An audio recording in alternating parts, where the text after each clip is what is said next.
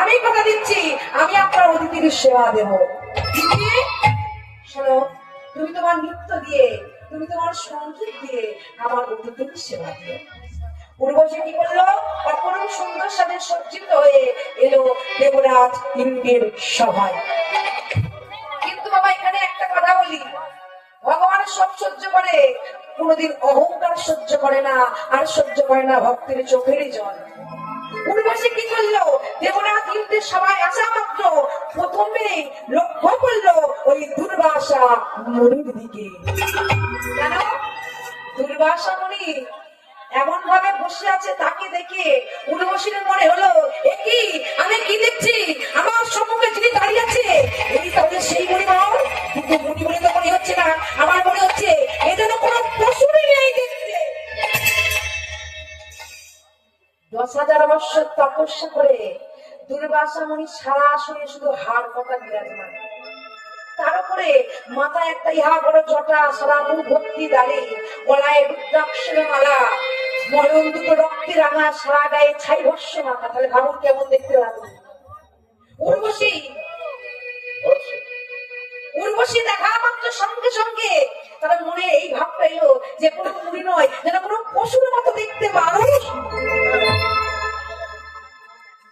দুর্বাসা ওই অন্তরে বুঝতে পারছে যে উর্বশী তাকে পশুর নিয়ে জ্ঞান করছে।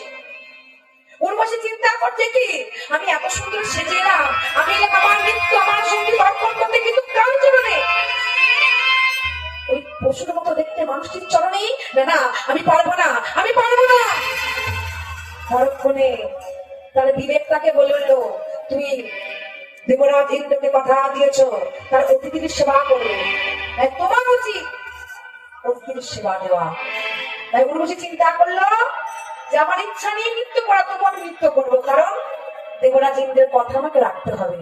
আর একটা কথা বলি মা, ইচ্ছার বিরুদ্ধে কি কোনো কাজ করলে কি ভালো হয়? হয় না। তাই উর্বশী নৃত্য করার ইচ্ছা নেই, তবুও নৃত্য শুরু করলো আজকে সেই রাজসভায়। আজ উর্বশী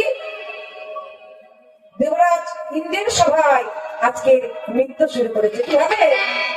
রণ ঝন পড়ে গেল সারা, পড়ে গেল সারা, পড়ে গেল সারা,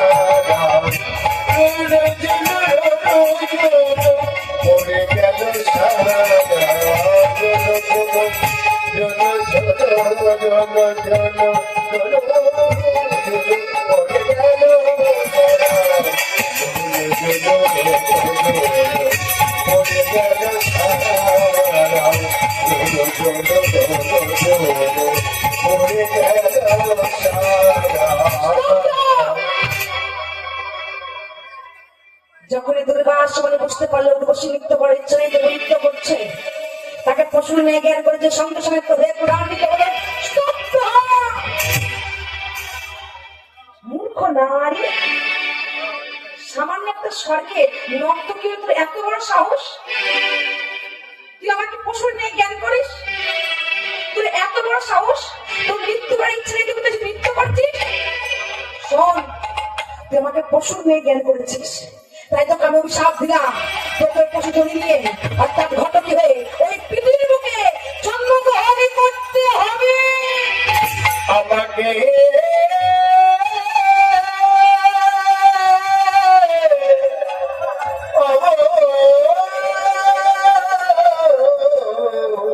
করে অভিশাপ দিও না মনিব।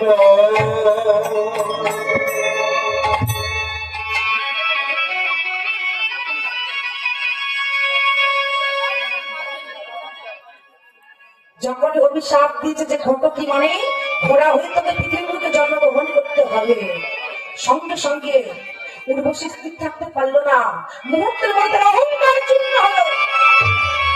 সে চিন্তা করছে যে আমি এত বড় ভুল করলাম কি করে, আমি মুনিমারকে কিভাবে পশুর নেই জ্ঞান করলাম, না আমি বড় ভুল করেছি। পাশে ভাবক দাঁড়িয়ে বললো, হাই রে বিধি, আজ বুঝি তোর দেহতরিটা ডুবলো।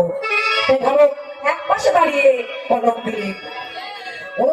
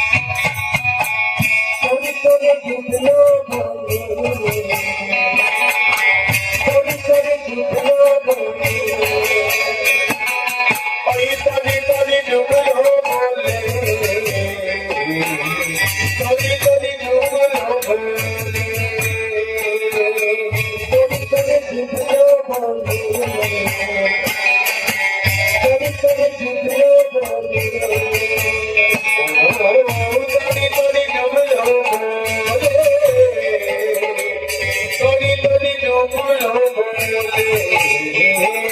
কাজে নিলি তুই আঁচলে ভরি, কাজে তুই আচল ভরে কাজে নিলি তুই আঁচলে ভরি, কাজে তুই আচল ভরে দুঃখায় দাঁড়িয়ে যায়। তরি তরি তরি তরি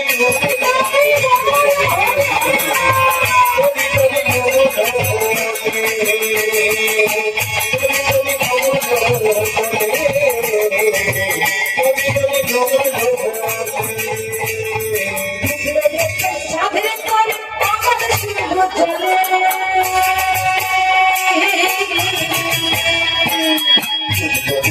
সাথে করি আমাদের সিন্ধু জলে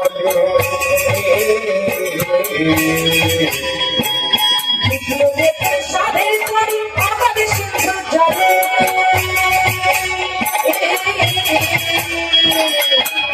ভিতরে সাথে করি আমাদের সিন্ধু জলে সভাগায়ে উড়ে মারো, সবাহারি ওরে মানো সভাগায়ে উড়ে মারো, সবাহারি ওরে মানো আশিক নয়ন জলে। তরি তরি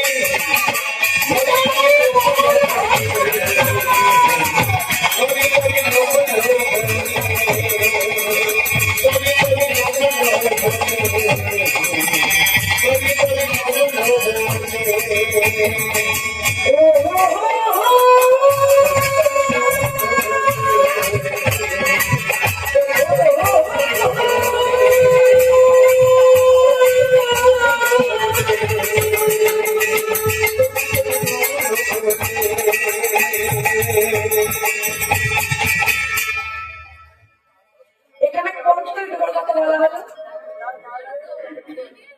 তরি মানে তো নৌকা, কোন তরি? এই দেহ তরি। একদিন না একদিন আমাদের সবার দেহ তরিটা ডুববে। যখন বুঝতে পারলো বসে ভুল করেছি, ছুটে গেল সঙ্গে সঙ্গে দুর্গাশ্বরীর কাছে। আচার্য কি বললো দুর্গাশ্বরীর চরণে?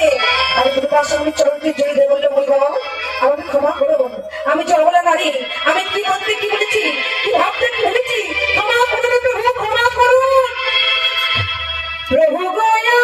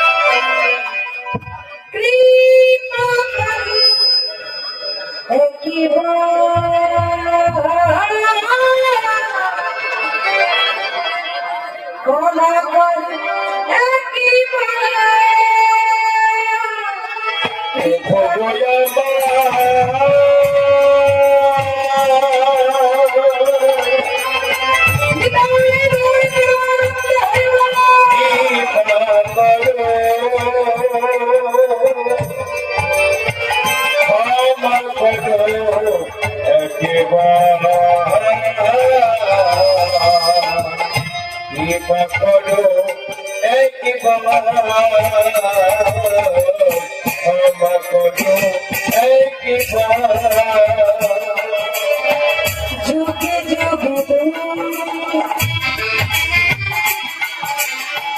এসেছো ধরা, ও ধারে পৃথিবী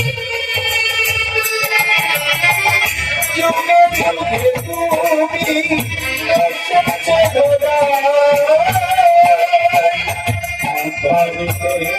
পৃথিবী যুগে যুগে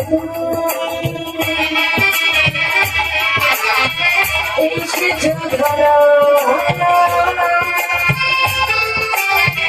ও ধারে পৃথিবী যুগে যুগে তুমি এসেছো ধরা, পৃথিবী তাই তো তোমার ডাকিব, তাই তো তোমার ডাকি প্রভু, তাই তো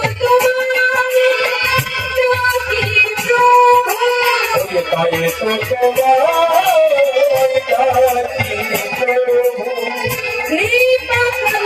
একবার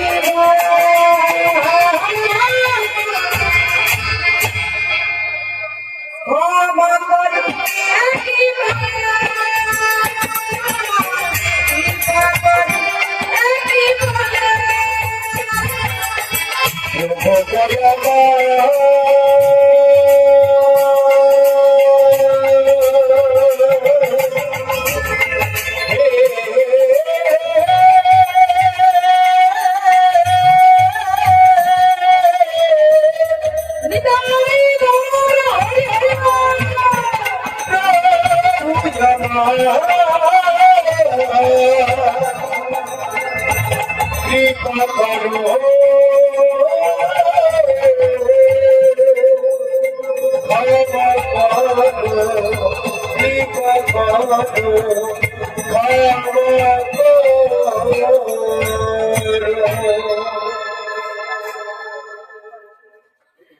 যখনই চরণ তল ধরে ক্ষমা চেয়েছে থাকতে পারলো না দুর্বাসামণি বলল উর্বশী যা তোর ক্ষমা করলাম তবে একটা কথা বলি অভিশাপ যখন দিয়েছি অভিশাপ তো ফিরে দিতে পারবো না তাই অভিশাপের সঙ্গে তোকে একটা আশীর্বাদ করলাম তুই যখন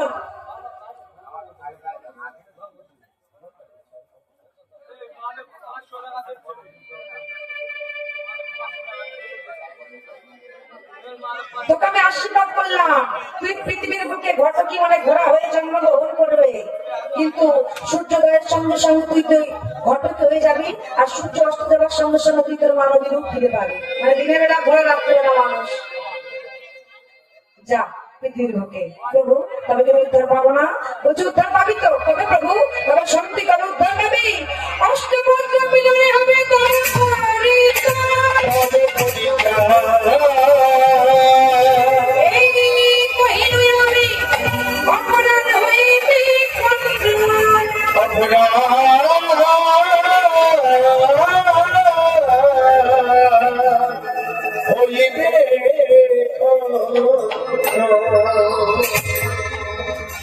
যেদিন অষ্টবজ্র একসঙ্গে মিলিত হবে সেদিন উদ্ধার পাবি এই অষ্টবজ্র কি আমার আত্মা দেবতার আত্মা অস্ত্র যেদিন একসঙ্গে রণক্ষেত্রে যুদ্ধ করবে সেদিন উদ্ধার পাবি কোন কোন দেবতার কোন কোন অস্ত্র শুনুন স্বয়ং নারায়ণের চক্র পিতা ব্রহ্মার কমণ্ডল ভোলা মহেশ্বরের ত্রিশূল জমের গদা কার্তিকের শক্তি পবন দেবীর পাশা ইন্দ্রের বজ্র আর মা মহামায়া মা দুর্গা কপালে লিখন কুমিন খণ্ডানো যায় না অভিশাপ প্রাপ্ত উর্বশী স্বর্গে থেকে এলো মধ্যে কোথায় আমার ঘটকি মানে ঘোড়া হয়ে পঞ্চকোটি ঘোড়ের মধ্যে ভ্রমণ করতে লাগলো দিন যায় মাস যায় বৎসর যায় তবে আগেই বলেছি ভক্তের ভক্তি রূপে ভগবান বাধা তাই দিনের বেলা সে ঘটকের রূপ পেলে কি হবে রাত্রে যখন মানবী রূপ পায় সে তার আরাধ্যা দেবতা স্বয়ং নারায়ণের সেবা পূজা করে তাই চলুন আমরা ভগবানকে আমাদের ভক্তি ধরে মানতে চাই তাই আজকে সবাই এই মুহূর্তে একটু পরে করে তালি দিয়ে উর্ধনে মাধ্যম দিয়ে একটু কৃষ্ণ কথা বলি গাইবেন কি সবাই হ্যাঁ চলো একটু আনন্দ করি কারণ পরবর্তীতে আসলে তো যদি আপনারা বেশি চিনিয়ে যান তাহলে কিন্তু পরবর্তী যে দল আসবে তার বিরক্ত হবে তাই একটু সবাই একটু আনন্দ করেছিলাম সবাই মিলে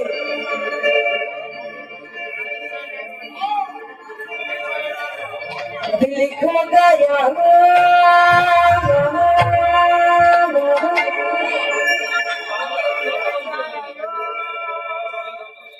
दिल खो गया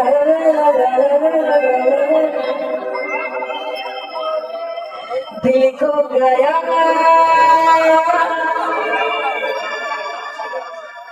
दिल खो गया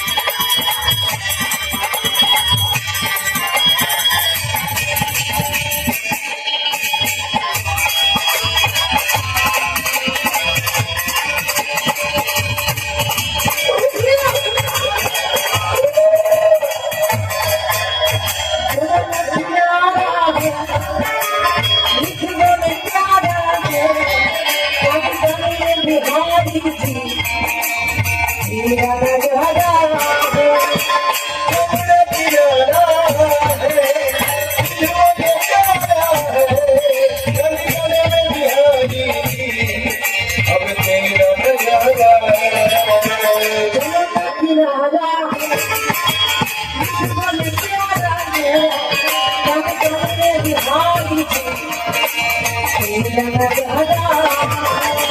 জানে বিহারি রাধা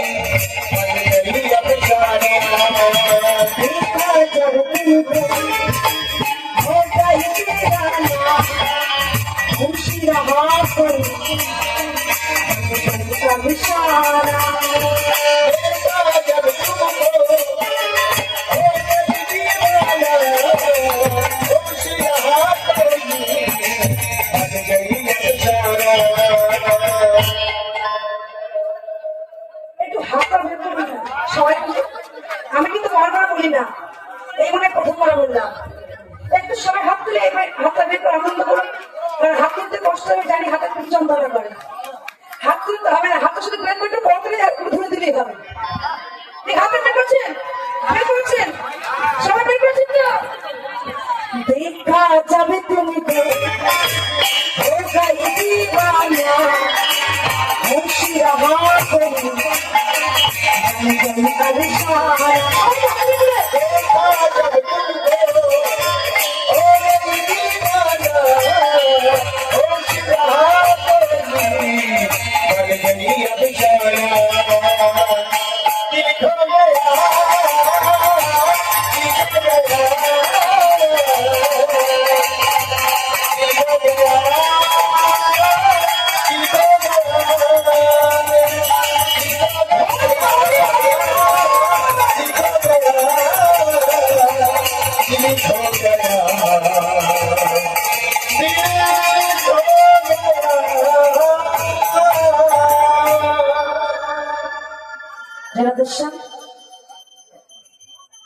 এদিকে দেখুন, আজকে অনুপস্থিত তাকে নিয়ে দেখতে পাচ্ছ এদিকে অবন্তীনগরের রাজা মহারাজ গান্ধী সেই বনের মধ্যে শিকার করতে এসেছিল। উর্বশীকে দেখা মাত্র ওরা যে এত সুন্দর দেখতে এই প্রথম বর্ষ বুঝল, তাই দেখা মাত্র সুরেশ সামন্তকে আজকে বললো তোমার শীঘ্র যাও, এই মুহূর্তে ওই ঘটকে মানে ঘোড়াটিকে ধরে আমার কাছে নিয়ে এসো। সুরেশ সামন্ত ছুটে গেল ধরবার জন্য, কিন্তু যে প্রান্তে মহারাজ গন্ডি দাঁড়িয়েছিল সেই প্রান্ত দিয়ে উর্বশী ছুটে চলেছে। আর মহারাজ গন্ডি সেও ওই উর্বশী ঘটকের পেছনে ঘর থেকে ছুটছে, ছুটতে ছুটতে ছুটতে ছুটতে এমন সময় হলো কিনা ছুটতে গেল অস্ত্র। আর যখনই সূর্য অস্ত গিয়েছে সঙ্গে সঙ্গে উর্বশী ঘটকে মানব রূপ ফিরে পেল। আর যখনই মানবের রূপ ফিরে পেয়েছে সঙ্গে সঙ্গে মনে দণ্ডি বলে কি কে তুমি, বলো বলো তুমি কি? তুমি কোন মানবী, কোন দানবী, কোন রাক্ষসী, নাকি তুমি দেবী? বলো কোথা হতে এলে তুমি, কোথা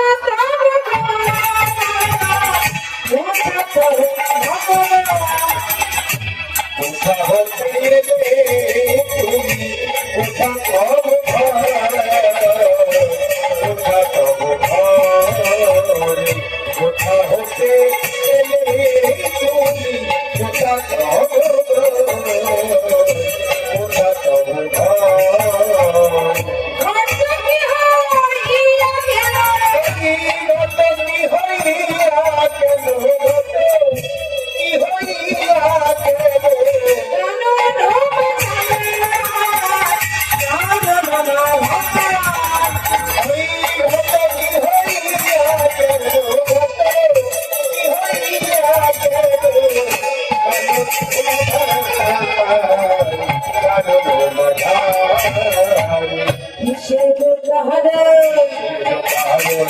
কিসের বাহারে বসন্ত চরণে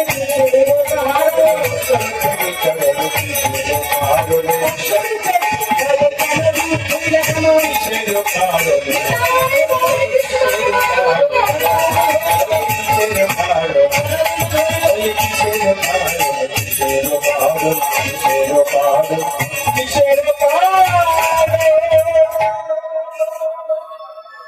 এখন পূর্বশী সমস্ত কথা খুলে বলেছে যে আমি স্বর্গের অপ্সরা দুর্গা আসমান অভিশাপে আমি মাটিতে এসেছি, তবে আমি দিনের বেলা ঘটকি রাত্রেবেলা মানব।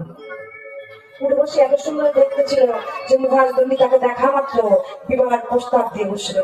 পূর্বশী চিন্তা করলো যে আমি দিনের বেলা ঘটক করে আমার সময়টা কেটে যায়, কিন্তু রাত্রে যখন মানবীকে ফিরে পাই এই বনের হিংস্র জন্তুর আক্রমণে প্রাণ বাঁচাতে পারি না।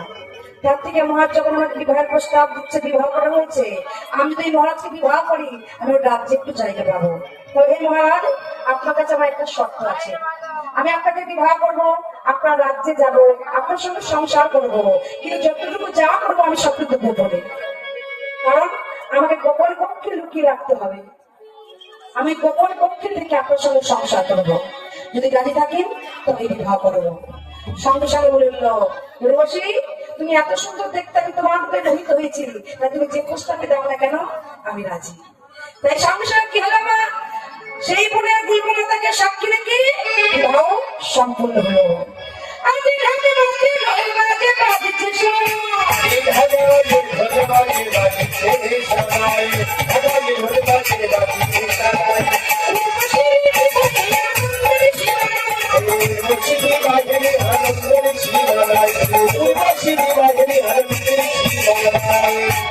বিয়ে করে কপি তুলে দিতে হবে না, সবাই সবাই মিলে আজ আনন্দ ভরে না, আনন্দ ভরে না,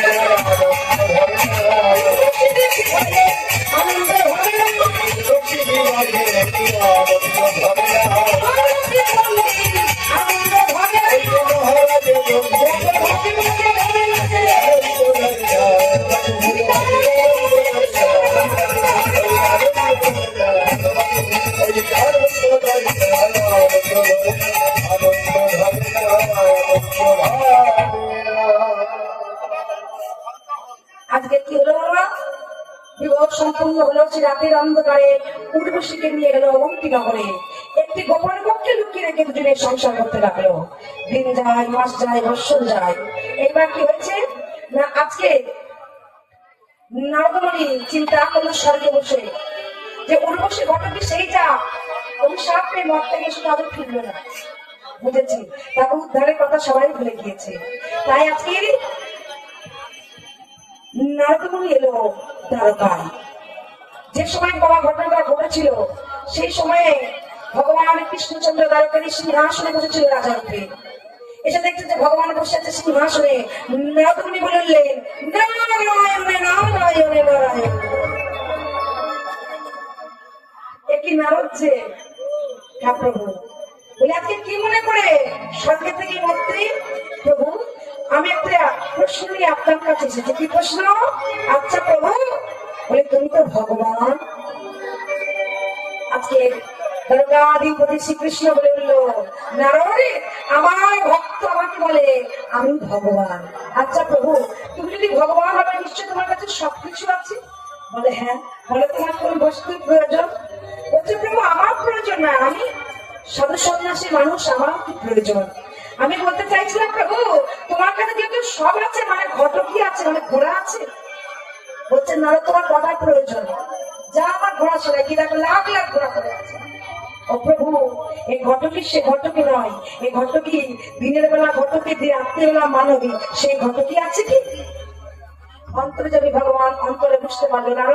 বুঝেছি তুমি আমাকে মনে করিয়ে দিতে এসেছো যে উর্বশীর উদ্ধারের সময় হয়েছে।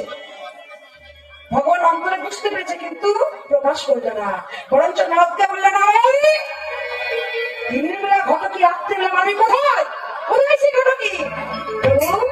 সেই ঘটকি আছে অবন্তীনগরের মহাজদণ্ডির কাছে, তাই নাকি? শীঘ্র এক যুক্তি বললো, হে এই মুহূর্তে যে অবন্তীনগরে মহাজদণ্ডিকে বলবে এই কথা, তার কাছে যে ঘটক উর্বশী আছে সেজন্য এই মুহূর্তে নিয়ে এসে আমার চরণে সমর্পণ করে। আর যদি না করেছে আমি কিন্তু কোন রাজা বলে মানবো না, আমি একেবারে যুদ্ধ ঘোষণা করবো। সেই যুদ্ধে পৌঁছে গেল দ্বারকায়। দ্বারকা থেকে অবতীর্ণ করে সমস্ত কথা শোনা মাত্র মহারাজা দণ্ডী বলছে, আপনাকে কে পাঠিয়েছে? বলে, কেন? দ্বারকাধিপতি শ্রীকৃষ্ণ। ও, বুঝেছি। উর্বশী এতদিন আমার কাছে আমার স্ত্রীকে কেউ জানতে পারলো না, আর এই দ্বারকায় বসে কৃষ্ণ জানতে পেরে গেছে, তার মানে তুমি সেই ভগবান। চিন্তা করলো, উর্বশীকে আমি স্ত্রী বলে ভেবেছি, আমি কেমন করে দেব? এটা স্বাভাবিক প্রশ্ন। সবাই সবকিছু ভাগ দিতে পারে, স্ত্রীর ভাগ কেউ দিতে পারে না।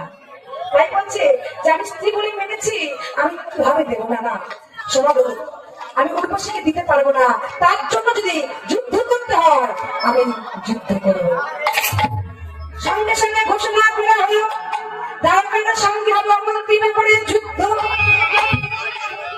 তবে যেদিনে যুদ্ধ হবে তার আগের দিনে দুই স্বামী স্ত্রী মিলে, অর্থাৎ উর্বশী ঘটকের মধ্যে দণ্ডে আলোচনা করছে যে প্রভা হলে যুদ্ধ, কিন্তু এই যুদ্ধ আমি জিততে পারবো না। মানুষের সঙ্গে যুদ্ধ করে বাঁচা যায়, কিন্তু ভগবানের সঙ্গে যুদ্ধ করা যায় না। উর্বশী বলছে, তাহলে কি হবে মহারাজ? আপনি যুদ্ধে হেরে গেলে আমাকে দিতে হবে, আর না গেলেও যুদ্ধ না করলে আমাকে দিয়ে দিতে হবে। তার থেকে এক কাজ করে চলুন, আমরা আমাদের রাজ্য ত্যাগ করি, আমরা অন্য রাজ্যে গিয়ে লুকিয়ে থাকি। উর্বশী ঠিক কথা বলেছে, চলো। রাতের অন্ধকারেই রাজত্ব ত্যাগ করে এলো দেশ থেকে দেশান্তর। এলো কার কাছে? ওমা, এলো শিশুপালের কাছে। শিশুপাল বললো, আশ্রয় দেব না। গেল দুর্যোধনের কাছে, দুর্যোধন বললো, আশ্রয় দেব না। কে দেবে? এলো মা গঙ্গার কাছে, এলো মহান সাগরের কাছে। কি হবে? আজ ভ্রমেতে ভ্রমেতে আইলা সাগর সাগরে, ভ্রমেতে ভ্রমেতে আইলা সাগর সাগর, ভ্রমেতে ভ্রমেতে আইলা সাগর সাগর, ভ্রমেতে ভ্রমেতে আইলা সাগর সাগর। ধীরে ধীরে বিধানে ধীরে, ধীরে ধীরে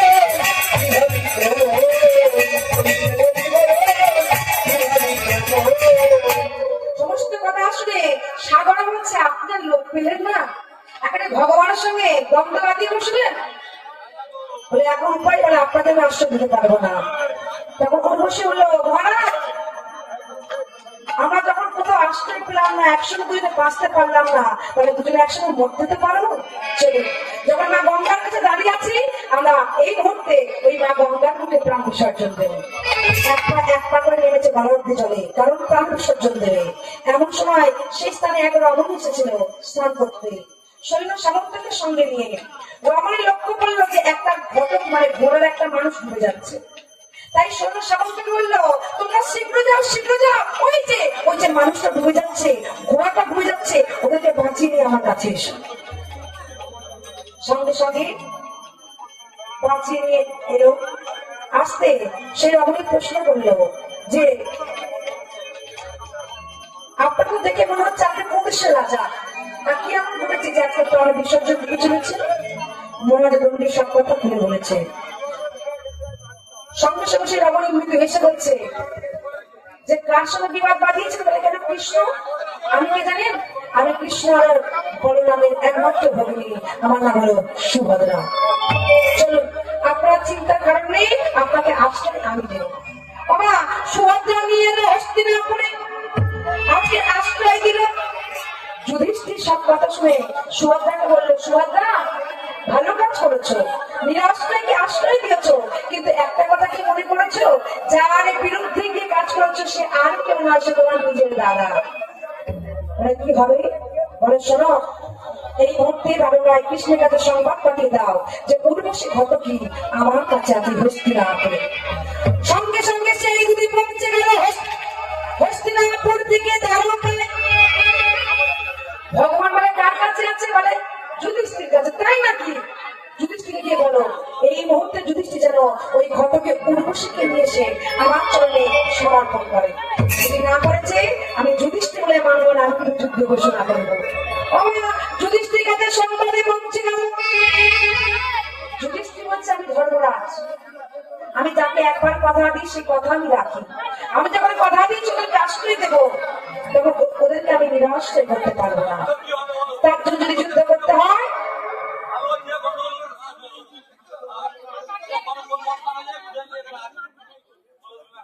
আমি যুদ্ধ করবো। যখনই বলেছে যুদ্ধ করবে, সঙ্গে সঙ্গে আজকে যুধিষ্ঠির কাছে সংবাদ পৌঁছে গেল যে কৃষ্ণ বলেছে যুদ্ধ করবে। বলে ঠিক আছে, যুদ্ধ ঘোষণা করো। বলে কার সঙ্গে কার যুদ্ধ? বলে হস্তিনাপুরের সঙ্গে তারও কার যুদ্ধ। যেদিন যুদ্ধ হবে তার দুদিন আগে থেকে দেশে দেশান্তরে ওদের সংবাদ পাঠাচ্ছে, কি না যুধিষ্ঠির আপনারা আসুন, আপনারা আমার পক্ষে যুদ্ধ করুন। দেশে দেশান্তরে রাজারা আসছে, কিন্তু কেউ যুধিষ্ঠির পক্ষ নিল না। যেই আসছে কৃষ্ণের পক্ষে সবাই যুদ্ধ করবে কথা দিচ্ছে। যেদিন যুদ্ধ হবে তার আগের দিন রাত্রেবেলা যুধিষ্ঠির নকুলকে বলছে, ভাই নকুল, কেউ তো আমাদের পক্ষে যুদ্ধ করলো না, তাই তুমি এক কাজ করো, এই মুহূর্তে গিয়ে দুর্যোধনকে বলো সে যেন আমার পক্ষে যুদ্ধ করে। নকুল বলছে, দাদা তুমি লোক পেলে না, সাহায্য কার কাছে চাই? বন্ধুর কাছে। যে সময় বাবা এই ঘটনাটা ঘটেছে সেই সময় তো যুধিষ্ঠির সঙ্গে আর দুর্যোধনের দ্বন্দ্ব চলছে সিংহাসনে। তাই নকুল বলে, তুমি আর লোক পেলে না, তুমি একাই তোমার শত্রুর কাছে সাহায্য চাইতে যাচ্ছে। যুধিষ্ঠির বলছে, ভাই নকুল তুমি রাজনীতিটা বোঝো না বাবা। রাজনীতি মানে বর্তমানে এই রাজনীতি না, আগেকার রাজনীতি মানে রাজার নীতি, তুমি বোঝো না। কারণ এই যুদ্ধে যদি আমি হেরে যাই তাহলে দুর্যোধনের সিংহাসন ধরে টানাটানি হবে, কারণ এই যুদ্ধ হচ্ছে হস্তিনাপুরের সঙ্গে। আমি বলি কি, তুমি সংবাদ দাও সেজন্য কালকে আমার পক্ষে যুদ্ধ করে। আমার মন বলছে দুর্যোধন আমাকে নিরাশ করবে না। দুর্যোধনের কাছে যখন সংবাদ পেয়েছে, সমস্ত কথা চিন্তা করা মাত্র আজকে দুর্যোধন গেল আলোচনা করতে। তার সাথে গুরু দ্রোণাচার্য, মা শুকুনি, অশ্বত্থামা, কর্ণ, পিতামহ ভীষ্ম, সবাই যখন আলোচনা করছে সবাই সবার মতো মত দিচ্ছে। কিন্তু কর্ণ বলল, দেখুন মহারাজ, এই যুদ্ধ কিন্তু হচ্ছে হস্তিনাপুরের সঙ্গে। আপনি যদি হেরে যান তাহলে কিন্তু আপনার সিংহাসন ধরে টানাটানি হবে, আর দাদা যদি হেরে যায় তখন আপনার সিংহাসন ধরে টানাটানি হবে। তাহলে কি হবে? বলে আপনি বরঞ্চ দাদার পক্ষটাই নিয়ে। কারণ যখন বাইরের শত্রু আক্রমণ করবে বাবা, ভাই ভাই যদি এক হয় তাহলে এই শত্রুর সঙ্গে লড়া যায়। আর ভাই ভাই যদি দ্বন্দ্ব হয়ে বিভেদ হয়ে যায় তাহলে কিন্তু শত্রুর সঙ্গে লড়া যায় না। তাই আপনি কি করলেন?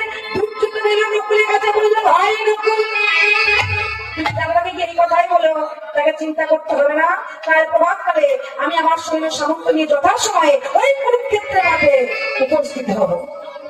সঙ্গে সঙ্গে কি হলো দেখুন, একসঙ্গে যুদ্ধ ঘোষণা করা হয়েছিল। পরে তীর্থ ভাগ হয়ে যুদ্ধের ঠিক আগেই পঞ্চপাণ্ডব রণসাজে সজ্জিত হয়েছে।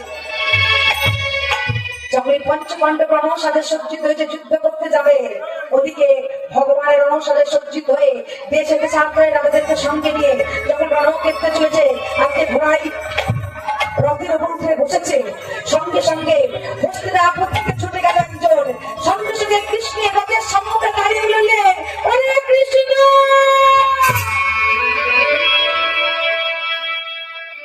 ওরে কৃষ্ণ, এই কি ভগবান?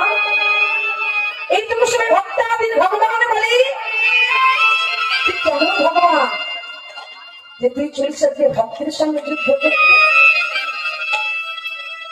সঙ্গে সঙ্গে কৃষ্ণ রথ থেকে তাড়াতাড়ি করে নেমে চলছে, পিসিমা, পিসিমা তুমি শান্ত হও পিসিমা। এই পিসিমাটা কে? তিনি আর কেউ নন, তিনি হলেন পঞ্চ পাণ্ডবের মাতা কুন্তী। বলছে, পিসিমা তুমি আগে শান্ত, আমার কথাটা শোনো। সত্যি আমাকে সবাই ভগবান বলে, আমি ভক্তাদির ভগবান, তবে আজকের যে যুদ্ধ, যে যুদ্ধ কিন্তু কাউকে হত্যা করা যুদ্ধ হচ্ছে না। তাহলে শোনো পিসিমা, আজকে যে যুদ্ধ আমি রচনা করেছি, এই যুদ্ধটাই হচ্ছে আমার এক ভক্তকে উদ্ধার করার যুদ্ধ। এই যুদ্ধে তোমার পঞ্চ পাণ্ডবের গায়ে আমি বিন্দু মাত্র আঁচ রাখতে দেব না, আমি কথা দিচ্ছি। সত্য কথা বলছিস? হ্যাঁ পিসিমা, আমি কথা দিলাম। সঙ্গে সঙ্গে কুন্তি ফিরে গেল কোথায় না, কুন্তি ফিরে গেল হস্তিনাপুর। আর ভগবান কি করলো, দেশে দেশান্তরে রাজাদেরকে সঙ্গে নিয়ে দাঁড়ালো কুরুক্ষেত্রের মাঠে। এক প্রান্তে দাঁড়িয়ে আছে দুর্যোধন, দুঃশাসন, তাদের 100 ভাই, তাদের সৈন্য সামন্ত পঞ্চখণ্ড। আর অপর প্রান্তে দাঁড়িয়েছে ভগবান কৃষ্ণ আর দেশে দেশান্তরে রাজা। যুদ্ধের আগে ভগবান কি করলো না, সর্বপ্রথমে 7 জনের দেবতাকে আহ্বান করলো। নিশ্চয় আপনারা সবাই শুনেছেন, অষ্টবজ্রের ছিল 7 জন দেবতা, একজন দেবী। তাই প্রথমে আশ্রয় করা হলো 7 জন দেবতাকে। 7 জন দেবতা এলো তাদের অস্ত্র হাতে নিয়ে রণক্ষেত্রে যুদ্ধ করবার জন্য। যুদ্ধের পরম্পরা বেজে উঠল শঙ্কর ধ্বনি।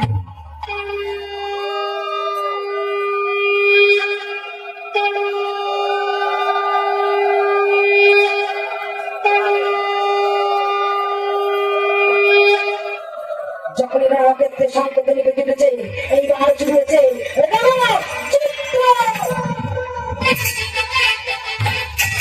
যখন যুদ্ধ শুরু হয়েছে। আজকে যুদ্ধ করছে কার সঙ্গে? স্বয়ং নারায়ণের সঙ্গে যুদ্ধ করছে পিতামহ ভীষ্ম। ভোলা ভীষ্মের সঙ্গে যুদ্ধ করছে গুরুদ্রাচার্য। কার্তিকের সঙ্গে যুদ্ধ করছে অশ্বত্থামা। কর্ণের সঙ্গে যুদ্ধ করছে ইন্দ্র। এই যখন যুদ্ধে মেতে গেছে, কুরুক্ষেত্রে মানে যুদ্ধ হচ্ছে, ভগবান দেখছে যে এই যুদ্ধে সমস্ত দেবতারা জিতে যাচ্ছে। চিন্তা করলো দেবতারা জিতে গেলে হবে না, কারণ এখানে আমার ভক্তের জয় করতে হবে।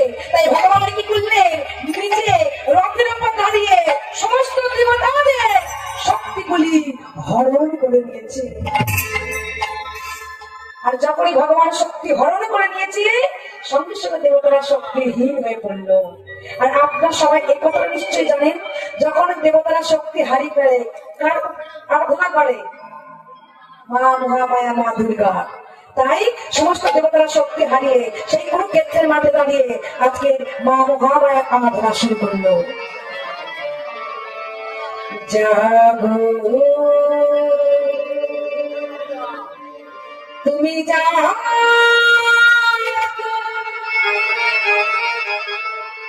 জাগো দুর্গা, জাগো দশ প্রহর ধারে,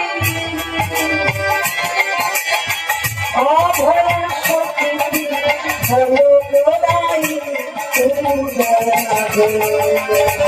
জাগো তুমি জাগো,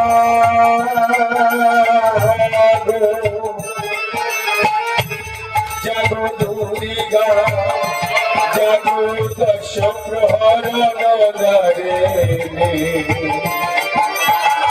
অভয় শক্তি বল প্রদায়িনী তুমি জাগো, জাগো তুমি জাগো।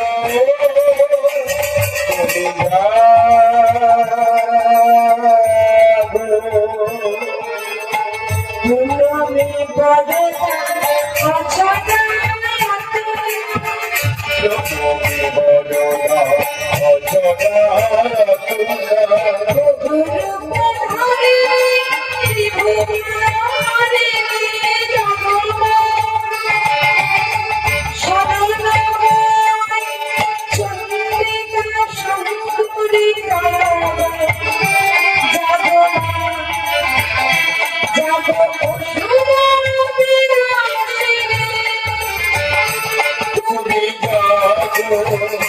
জাগো দুর্গা, জাগো দশ প্রহর দ্বারে, অভয় শক্তি বল প্রদায়িনী তুমি জাগো, জাগো তুমি জাগো।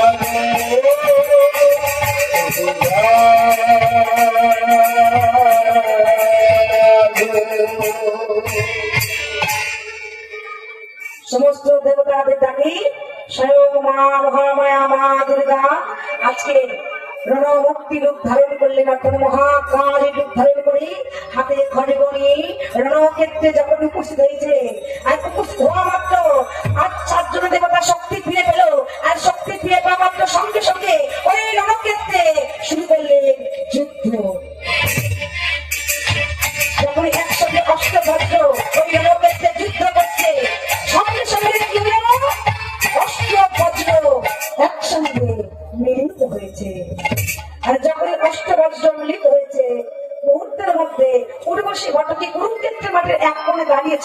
সে ওই দিনের বেলা মানবী রূপ ফিরে পেল। আর মানবী রূপ ফিরে পাওয়া মাত্র দূর থেকে ভগবানকে প্রণাম জানিয়ে স্বর্গের পথে যাত্রা শুরু করলো। ভগবান দেখলো যাকে উদ্ধার করবার জন্য এই যুদ্ধ, সে তো উদ্ধার পেয়ে গিয়েছে। তাই সমস্ত দেবতাকে বলেন, হে দেবতাগণ, আগে আপনারা শান্ত হন, এখানে যুদ্ধ সম্পূর্ণ করুন। কারণ আমার ভক্তকে উদ্ধার করবার জন্য এই যুদ্ধ আমি রচনা করেছিলাম। আমার ভক্ত উদ্ধার পেয়ে গিয়েছে, তাই আপনাদের অনুরোধ করছি দয়া করে আপনারা স্বর্গে যাত্রা করুন। সমস্ত দেবতারা সবাই ভগবানের উদ্দেশ্যে প্রণাম জানিয়ে স্বর্গে যাত্রা শুরু করলো। দেশে দেশান্তরে রাজাদের বলেন, হে রাজন, আপনারা আমার পক্ষে যুদ্ধ করে দিলে পরে আমি আনন্দিত। তবে এই মুহূর্তে আপনারা ফিরে যান আপনাদের রাজ্যে। দেশে দেশান্তরে রাজারা তারা ফিরে চলে তাদের রাজ্যে। কুরুক্ষেত্রের মাঠে এতক্ষণ যেখানে যুদ্ধ ছিল, সেখানে এক প্রান্তে দাঁড়িয়ে আছে পঞ্চপাণ্ডব, অপর প্রান্তে দাঁড়িয়ে আছে ভগবান। যুধিষ্ঠির রথ থেকে নেমে ছুটে গেল কৃষ্ণের কাছে, আচারকে বলল কৃষ্ণের চরণে। কৃষ্ণের চরণকে জড়িয়ে ধরে বলল, গোদারমন, এই তোমার বিচার, এই তোমার বিচার। তুমি এক ভক্তকে উদ্ধার করতে গিয়ে তুমি আর এক ভক্তের সঙ্গে বিবাদ করতে বসলে।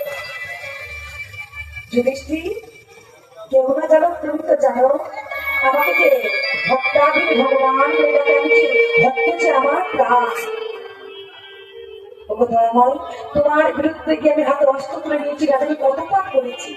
না যুধিষ্ঠির, এটা তোমার কোনো পাপ হয়নি, কারণ এই যুদ্ধ আমি নিজে তোমাকে দিয়ে করিয়েছি। এতে তোমার কোনো পাপ হয়নি। ওঠো, চরণ তল থেকে ওঠো, এসো হৃদয় মাঝারি। যুধিষ্ঠিরকে চরণ তল থেকে তুলে ভগবান কি করলো, আজকে যুধিষ্ঠিরকে হৃদয়ের মাঝে জড়িয়ে ধরেছে। আর চারজনের পাণ্ডব ছুটে এসেছে, ভগবানকে জড়িয়ে ধরেছে। চিন্তা করুন, যেখানে এতক্ষণ যুদ্ধ হচ্ছিল, সেখানে হচ্ছে কি না ভক্ত ভগবানের মিলন। আজকে ওই কুরুক্ষেত্রের মাঠে আমি ভক্ত ভগবানের মিলন করলাম। একটু প্রাচুরি তুলিও।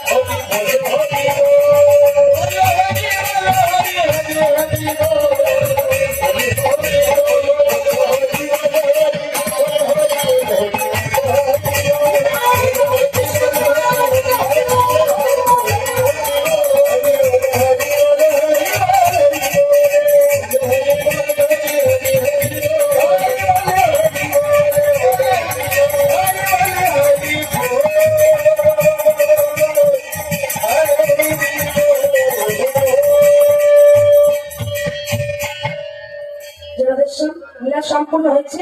তাই শেষ মুহূর্তে একটা ভোজনের মাধ্যমে